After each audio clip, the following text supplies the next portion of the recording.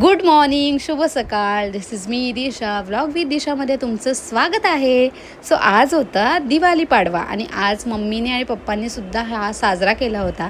छान असे सकाळी कामं वगैरे आवरली माझी आणि फायनली आज ही ट्रान्झॅक्शन रील झाली होती. कशी झाली आहे? भारीच झाले, मला माहिती आहे. त्यानंतर मग मी सगळी कामं वगैरे आवरून घेतली, कारण की आज माझे सगळे भाव मला भाऊबीज करण्यासाठी येणार होते. सो हे सगळं करण्यासाठी माझी खूप गडबड झाली होती. आज घाई झाली होती सगळं आणण्यापासून.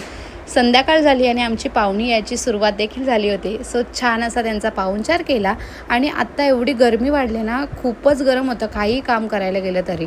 नंतर मग छान असा डेकोरेशन केला दीदीनी आणि मी आणि सानू गेले होते थोडे बाहेर. कोणत्या कामासाठी गेले होते तुम्ही बघू शकता. घरी येऊन बघते तर माझे ऑलमोस्ट सगळे भाव आले होते घरी.